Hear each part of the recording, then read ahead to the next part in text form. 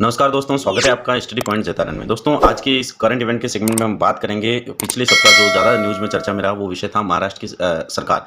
महाराष्ट्र राज्य के अंदर जो उद्धव ठाकरे के नेतृत्व में सरकार थी, उसमें से एकनाथ शिंदे ने कुछ विधायक लेकर अपने अलग होने का निर्णय लिया था। तो उसके ऊपर राजनीति के अंदर ऐसे कौन कौन से दल बदल के अंदर कौन कौन से कानून है, राजनीतिक विज्ञान के अंदर कौन कौन से प्रावधान है संविधान के, उससे संबंधित हमारे स्टडीज से रिलेटेड कौन कौन से क्वेश्चन बन सकते हैं। महाराष्ट्र में जो इवेंट हुआ है वो पॉलिटिकल इवेंट हुआ है, उससे रिलेटेड पॉलिटिकल के कौन कौन से क्वेश्चन आने वाले एग्जाम में पूछे जा सकते हैं, आज के हम इस वीडियो में कवर करेंगे। तो आज के इस वीडियो में हम पढ़ेंगे दल बदल कानून के बारे में। दल बदल कानून में आया राम गया राम जुमला क्या है, ये बार बार चर्चाओं में क्यों आता है, आया राम गया राम जुमला, इसके बारे में जानेंगे। साथ ही हम जानेंगे दल बदल की शर्तें कौन कौन सी हैं।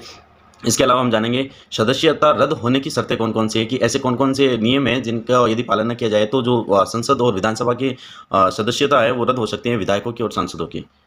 और इसके अलावा हम इस वीडियो में जानेंगे कि संविधान की 10वीं अनुसूची क्या है, उसमें कौन कौन से प्रावधान है, 52वां संविधान संशोधन क्या है, दल बदल से संबंधित उसमें क्या क्या प्रावधान है, और 91वां संविधान संशोधन अधिनियम में क्या क्या दे रखा है वो हम इस वीडियो में जानेंगे।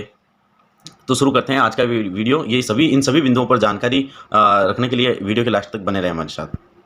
सबसे पहले हम बात करेंगे आया राम गया राम जुमला। तो ये चर्चा में क्यों है और ये कब बना था, तो इसमें यह था कि 1960 और 70 के दशक में, यानी कि 1960 से 70 के बीच में ऐसा भी देखा गया है जब नेताओं ने एक ही दिन में दो दो दल बदले।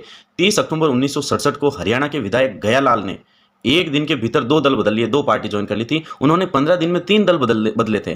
गयालाल पहले कांग्रेस से जनता पार्टी में गए, फिर वापस कांग्रेस में आए और अगले 9 घंटे के भीतर दोबारा जनता पार्टी में लौट गए। जब गयालाल ने यूनाइटेड फ्रंट छोड़कर कांग्रेस में शामिल होने का फैसला किया, तब कांग्रेस नेता राव बीरेंद्र सिंह उन्हें चंडीगढ़ ले गए, जहां उन्होंने गयालाल का परिचय आया राम और गया राम के तौर पर कराया था। इसके बाद आया राम गया राम को लेकर तमाम चुटकुले और कार्टून बने और आया राम गया राम स्लोगन चर्चा में आ गया था। आगे हम यदि बात करें दल बदल कानून के बारे में, तो 52वां संविधान संशोधन किया था इसके लिए। तो क्या है संविधान की 10वीं अनुसूची? भारतीय संविधान की 10वीं अनुसूची, जिसे लोकप्रिय रूप से दल बदल विरोधी कानून एंटी डिफेक्शन लॉ कहा जाता है, वर्ष 1985 में 52वें संविधान संशोधन के द्वारा लाया गया था। यानी कि 10वीं अनुसूची कब बनी, तो पहला क्वेश्चन ये हो गया 10वीं अनुसूची कब बनी, 1985 में। और कौन सा संविधान संशोधन हुआ? 52वां संविधान संशोधन।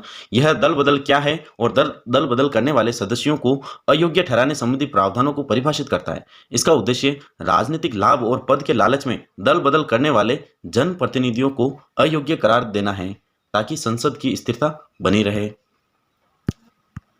51वां संविधान संशोधन अधिनियम, 91वां संविधान संशोधन अधिनियम। परिणाम स्वरूप 1985 में 52वें संविधान संशोधन के रूप में दल बदल विरोधी कानून अस्तित्व में आया। हालांकि कुछ वर्ष बाद इस कानून में व्याप्त कमियों को दूर करने के लिए 2003 में 91वां संविधान संशोधन विधेयक पारित किया गया।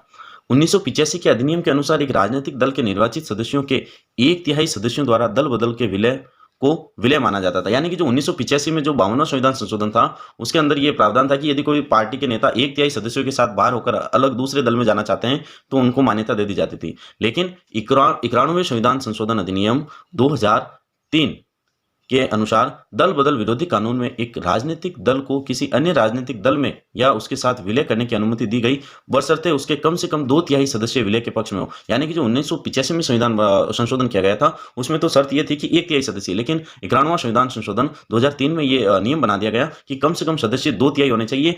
अभी जो महाराष्ट्र में संकट आया वो इसलिए आया क्योंकि एकनाथ शिंदे के साथ कितने सदस्य हैं, 2/3 से अधिक सदस्य साथ होने का वो दावा कर रहे हैं। आगे हम देखते हैं दल बदल करने वाले सांसद एवं विधायक की सदस्यता स्वतः ही समाप्त हो जाएगी। दल बदल करने वाले सदस्य किसी भी प्रकार का सरकारी एवं लाभ का पद प्राप्त नहीं कर सकेंगे। सदन की सदस्यता हासिल करने के लिए पुनः चुनाव जीतना होगा उन्हें। मंत्रिपरिषद का आकार केंद्र एवं बड़े राज्यों में लोकप्रिय सदन की सदस्य संख्या का 15% ही हो सकेगा। ये प्रावधान सब कब किए गए थे, तो 91वां संविधान संशोधन जो 2003 में किया गया था उसमें ये सारे प्रावधान किए गए थे। आगे की देखते हैं सदस्यता रद्द होने की शर्तें। यानी कि बार बार जो ये नेता अपनी अपनी पार्टियां बदल लेते हैं तो उनकी सदस्यता रद्द कर दी जाती है। तो उसके लिए कौन कौन सी शर्तें रखी गई थी इन नियमों में, वो हम जानेंगे। दल बदल विरोधी कानून के तहत किसी जनप्रतिनिधि को अयोग्य घोषित किया जा सकता है। उसके लिए ये शर्तें हैं।